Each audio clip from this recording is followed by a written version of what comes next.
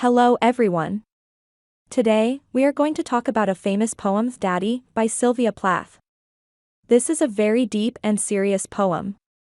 But don't worry, I will explain everything so that you can understand it. We will go through each part slowly, step by step. Introduction to the poem. First, let's talk a little bit about Sylvia Plath. Sylvia Plath was a famous American poet and writer. She was born in 1932 and lived until 1963. Sylvia wrote many poems and stories that are famous even today. One of her most well-known poems is Daddy. In the poem Daddy, Sylvia Plath talks about her feelings towards her father. But her feelings are not simple. She feels sad, angry, and also a bit scared. Her father died when she was very young, and this affected her a lot. Because she was so young when he died, she has mixed feelings about him. She loves him but is also angry with him. Let's go through the poem and understand each part. I will explain the difficult words and phrases too. Overview of the themes in Daddy. The main themes of the poem Daddy by Sylvia Plath are 1. Loss and grief. 2. Anger. 3. Fear. 4. Healing. 5. Confronting the past. 6. Freedom. 7. Closure. 8. Self-liberation. Sylvia Plath uses powerful images and words to explain how she feels. Some of these words may sound harsh or strong, but it's because she is very emotional. Explaining the poem line by line. Now, let's look at the poem Daddy by Sylvia Plath line by line. You do not do any more, black shoe, in which I have lived like a foot. For 30 years, poor and white, barely daring to breathe or a chew. In these first lines, the poet, Sylvia, is talking to her father. She says, you do not do. This means that she can't accept or handle him anymore.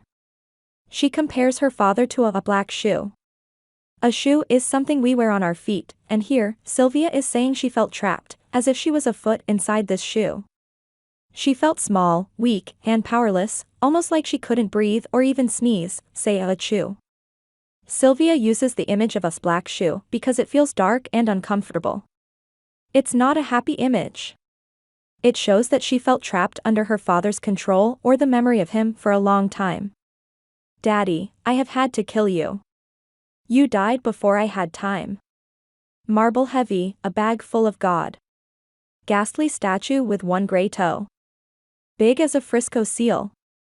In these lines, Sylvia says, Daddy, I have had to kill you. Sylvia doesn't mean she literally killed her father. Her father actually died when she was a little girl. She is saying that she has to let go of his memory because it causes her too much pain. It's like she needs to kill his memory to stop feeling so sad and angry. She also compares her father to a statue. A statue is cold and doesn't have any feelings. She sees her father as something big and powerful but also scary and unkind. And a head in the freakish Atlantic, where it pours bean green over blue. In the waters off beautiful Nauset. I used to pray to recover you. Och do. Here, Sylvia talks about the Atlantic Ocean. She says her father's head is in the Atlantic. This is another image to show how her father feels distant and unreachable. She even mentions a specific place, Nauset, which is in Massachusetts, a state in America. Sylvia's father was originally from Germany, and och do is German, meaning OU. She uses these German words to show that her father is different and far away from her. She used to pray to bring him back, showing that she misses him deeply even though she feels pain and anger. In the German tongue, in the Polish town. Scraped flat by the roller. Of wars. But the name of the town is common. My Polak friend. Now Sylvia talks about the German language and a Polish town. Her father was German, and she refers to the town in Poland where many wars happened. This is a reference to World War II, which caused a lot of destruction in Europe, especially in Poland. Sylvia feels like her father is connected to that time of war and sadness. This part of the poem shows how complicated her feelings are. She doesn't like these painful memories but can't forget them. Says there are a dozen or two. So I never could tell where you put your foot, your root. I never could talk to you. The tongue stuck in my jaw. In these lines, Sylvia says she could never talk to her father. He was like a stranger to her. She couldn't understand him fully, partly because he died when she was young. She felt like her voice was stuck in her jaw, meaning she couldn't express herself freely around him. This shows how distant their relationship was. I could hardly speak. I thought every German was you. And the language obscene. An engine.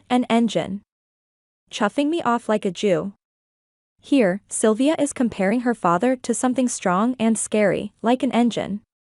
An engine is a machine that makes noise and keeps going without stopping. She says that the German language sounds harsh to her, and it reminds her of her father. She even compares her situation to that of a Jewish person during the war. This is a very strong comparison because Jewish people were treated very badly during the war. She uses this comparison to show how trapped and helpless she feels. A Jew to Dachau, Auschwitz, Belsen. I began to talk like a Jew. I think I may well be a Jew. In these lines, Sylvia mentions Dachau, Auschwitz, and Belsen, which were concentration camps during World War II. These were places where many Jewish people suffered and died. Sylvia doesn't mean that she is actually Jewish, she is saying that she feels oppressed and treated badly, almost like how Jewish people were treated in those terrible times. The snows of the Tyrol, the clear beer of Vienna, are not very pure or true. With my gypsy ancestress and my weird luck. And my Tarek pack. I may be a bit of a Jew. Now Sylvia talks about Tyrol and Vienna, places in Europe, and gypsy ancestress. She mentions these to say she has a mixed background. She doesn't fit perfectly anywhere. Sylvia is saying she feels like an outsider, not truly belonging anywhere. I have always been scared of you. With your Luftwaffe, your gobbledygook. And your neat mustache. And your Aryan eye, bright blue. Panzerman, oh you. Here, Sylvia mentions words related to the German army. The Luftwaffe was the German Air Force, and Panzer refers to German tanks. She uses these words to make her father seem like a soldier or a powerful man. She feels scared of him as if he were part of this strong, scary army. When she says Aryan eye, bright blue, she is describing the ideal German appearance, which was important in German history. Not God but a swastika. So black no sky could squeak through. Every woman adores a fascist. The boot in the face, the brute. Brute heart of a brute like you. In these lines, Sylvia compares her father to a fascist. A fascist is someone who is very strict and controlling. The swastika is a symbol that represents the German Nazis during World War II. Sylvia uses this symbol to say that her father was very controlling and strict, almost like a dictator. You stand at the blackboard, Daddy. In the picture I have of you. A cleft in your chin instead of your foot. But no less a devil for that, no not. Any less the black man who bit my pretty red heart in two. In these lines, Sylvia imagines her father as if he's standing in front of a blackboard. This image might remind us of a teacher or someone in a position of authority. Sylvia sees her father in a picture and remembers him with a strong, stern appearance. She mentions a cleft in his chin. A cleft is a split or indentation, like a small line or dent in his chin. This detail adds to his appearance as a unique, distinct figure. Then Sylvia calls her father a devil. When she uses the word devil, she is not saying he is actually a demon. She's expressing how he seemed dark, frightening, and powerful in her memory. This is her way of describing the emotional pain he caused her. By saying he bit my pretty red heart in two, she means he broke her heart, leaving her hurt and in pain. I was 10 when they buried you. At 20 I tried to die. And get back to you. I thought even the bones would do. But they pulled me out of the sack. And they stuck me together with glue. Here, Sylvia reveals more about her past and how her father's death affected her deeply. She tells us she was 10 years old when her father died. Losing her father at such a young age left her feeling very sad and lost. Then she says, "At 20, I tried to die." This line refers to a time when Sylvia tried to take her own life because she was struggling with depression. She missed her father so much that she wanted to join him, even if it was only his bones left in the grave. She felt desperate to reconnect with him, even though he had passed away. But she says, "They pulled me out of the sack and stuck me together with glue." Here, Sylvia describes how people around her, probably doctors and her loved ones, helped her recover and put her back on her feet, like gluing pieces back together. "And then I knew what to do. I made a model of you. A man in black with a main camp look. And a love of the rack and the screw. And I said I do, I do." In these lines, Sylvia talks about how, as she grew up, she started to look for people who were like her father. She says she made a model of him, which means she found someone similar to her father and married him. When she says, "a man in black with a Mein Kampf look," she is referring to her husband, poet Ted Hughes. Mein Kampf is a book written by Adolf Hitler, so the phrase here shows that Sylvia's husband also had a strong, controlling personality like her father. When she says, "and I said I do," Sylvia is referring to the words people say when they get married. She married this man even though he reminded her of her father's darkness. "So Daddy, I'm finally through. The black telephone's off at the root. The voices just can't worm through. If I've killed one man, I've killed two. The vampire who said he was you. And drank my blood for a year. 7 years, if you want to know." In these lines, Sylvia finally reaches a sense of closure. She says, "Daddy, I'm finally through." This means she is ready to move on from her father's memory and let go of the pain he caused her. When she says, "the black telephone's off at the root," she is imagining disconnecting a phone line so no one can call her. This means she has cut off the connection she felt to her father. She is now free from those feelings of sadness, anger, and guilt. Then Sylvia says, "If I've killed one man, I've killed two." Here, she's not talking about killing people literally. She is talking about letting go of the emotional hold both her father and her husband had on her. She calls her husband a vampire, a creature that drinks blood. Sylvia felt like her husband and her father drained her, taking away her happiness and strength. "Daddy, you can lie back now. There's a stake in your fat black heart.